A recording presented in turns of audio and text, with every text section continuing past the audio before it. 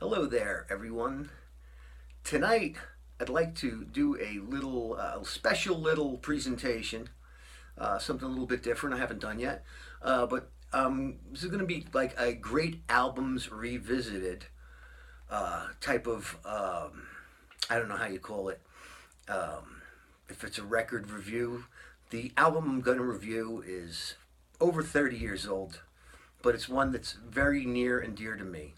Tonight, I'd like to talk to you about an album called Primal Scream Volume 1.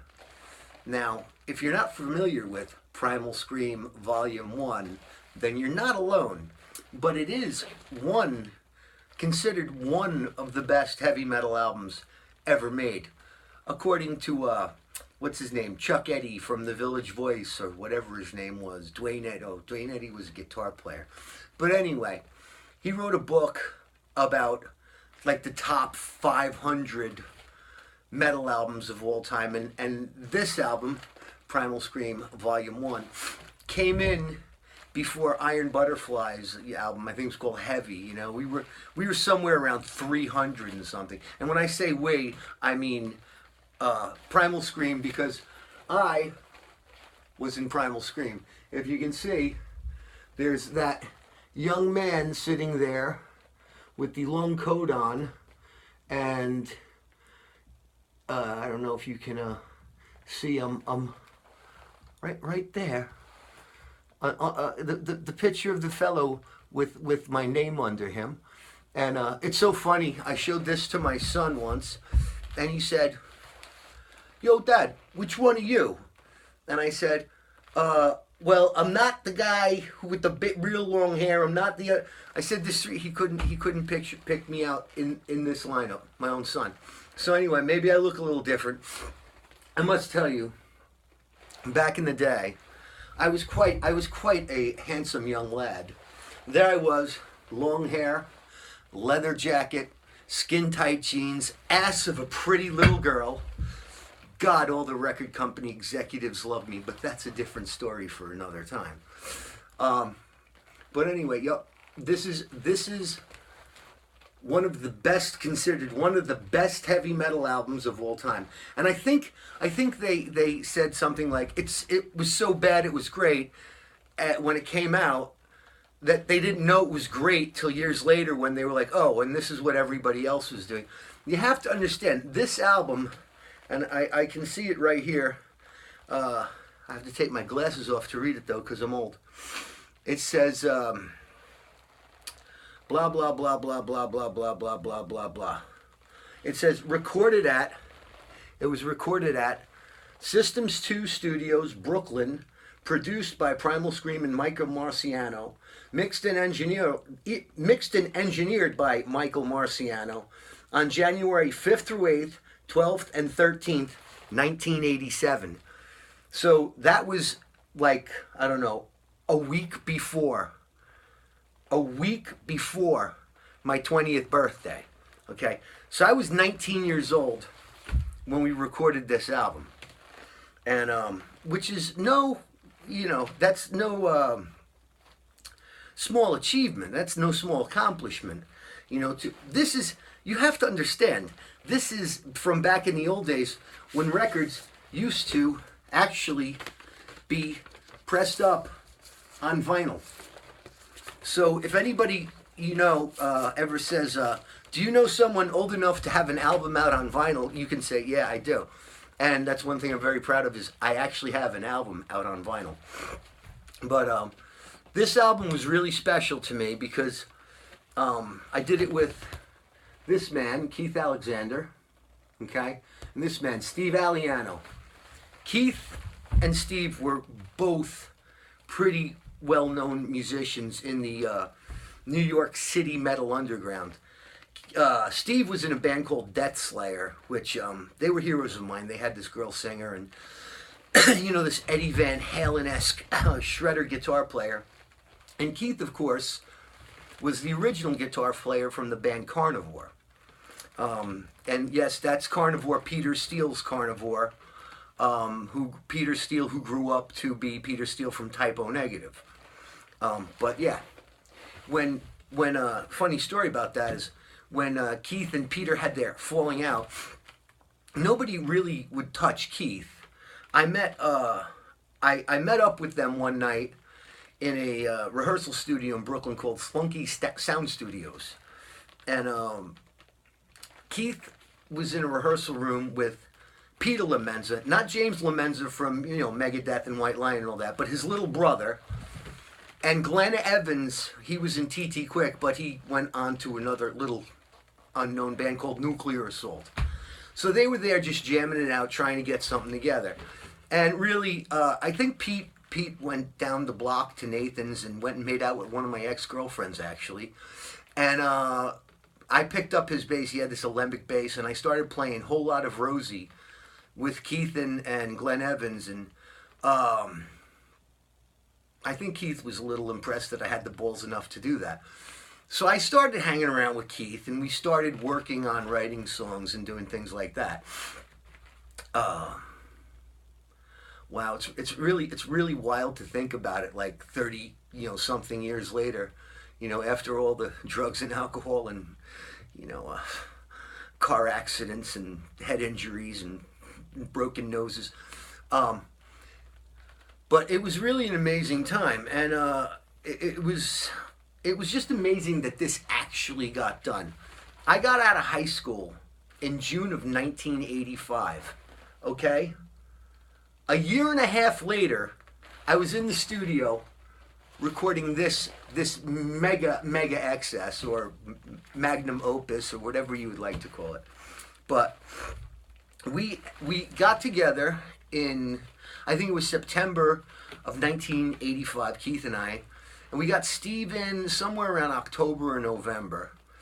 And we started rehearsing in the basement of this place called BF Graphics, who they're actually thanked on the back here in our little thank you thing here. And we just, we're a basement band, and we wrote up 3 songs, and we got them really tight. And we immediately went to Systems 2 Studios. And Systems 2 is a pretty famous studio in Brooklyn. It's Typo Negative, did pretty much all of their stuff there. Life of Agony, Biohazard, all the New York City bands worked at System 2s. All the Brooklyn ones.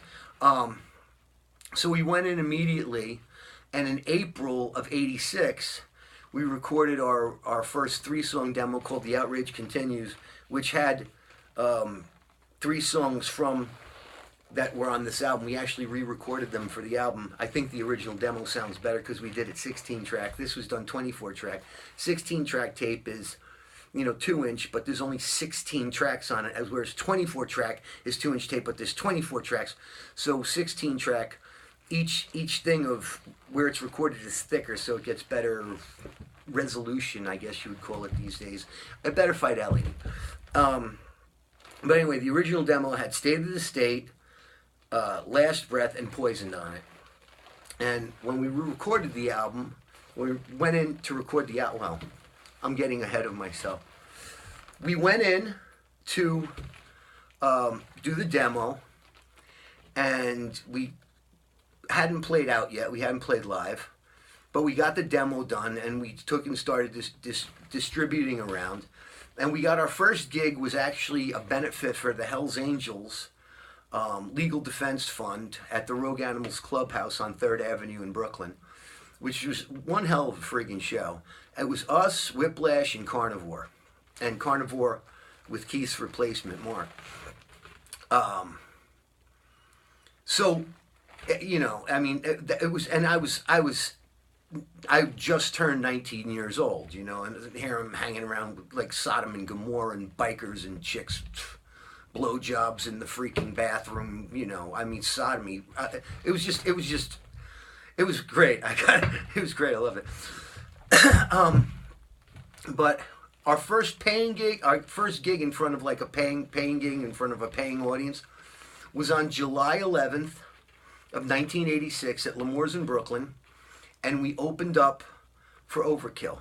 July 11th is such a funny day, and I'll get to that at the sad but true end of the story.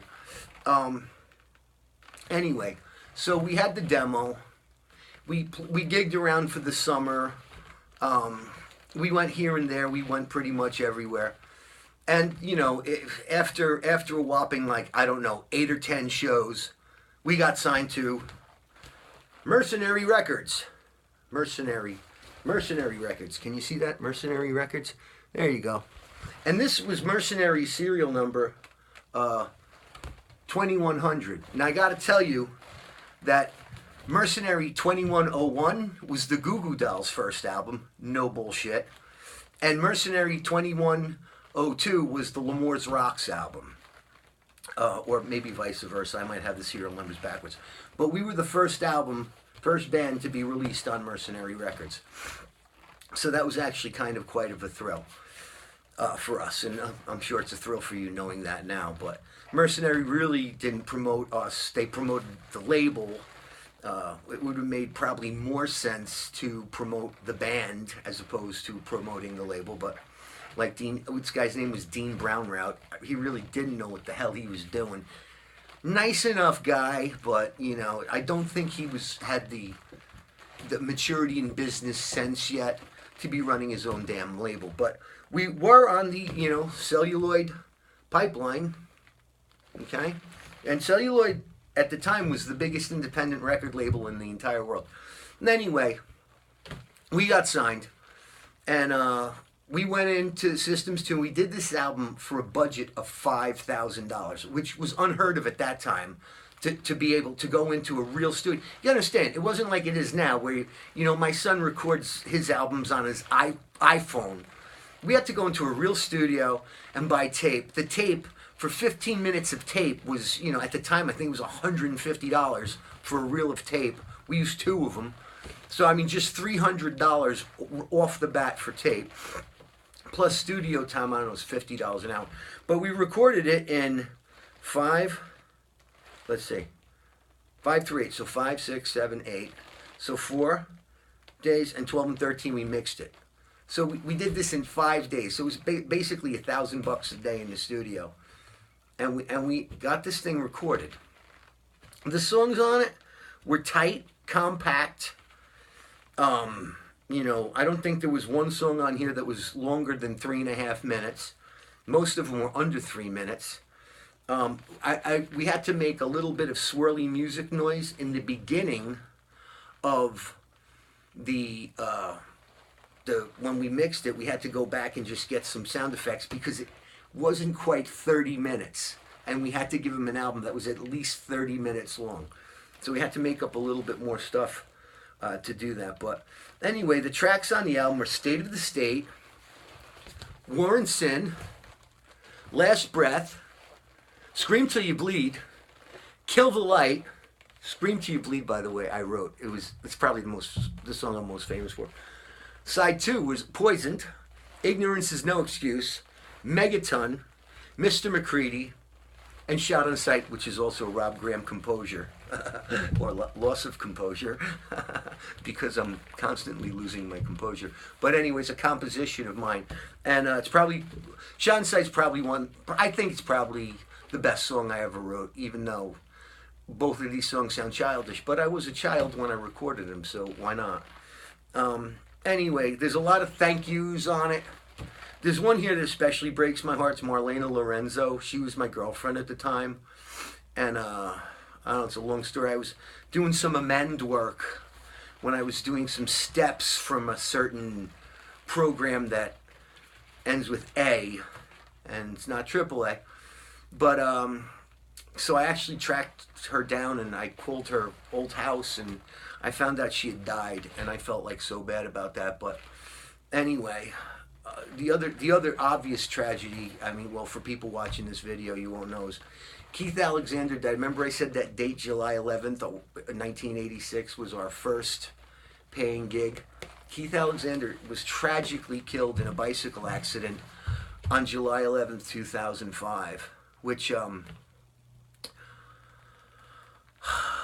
not going to cry. I swear to God, that was last video. I'm not going to have another breakdown about that, but I really did love the guy. As hard as he treated me and as crappy as it was sometimes, being around him, I miss him every day. There's not a day that goes by that I don't think about him. and there's not a day that goes by I don't think about this album. Somebody did put this up as a topic. The entire album's on YouTube, so I'm going to put that in the description, okay? And basically, if you want to listen to this album, it will be in the description under this video. I'll put the link to it so you can actually, and there's in the comment section I wrote some funny stuff, just me being, because I'm insane, and everybody knows that. No big secret here. And I put the link to it. It's a topic. I don't know who put it up. It said auto-generated by YouTube, and I'm like, it's got ads on it. Is it monetized? And if it is, why aren't I getting any money? Which I'm not going to bitch about it, because I'm just glad people actually are still interested in this album. It really makes me happy that people are still interested in this album, and I hope you all give it a good listen. And that young man right there, can you imagine he grew up to become me? Anyway, I love you all. Keep on rocking in the free world.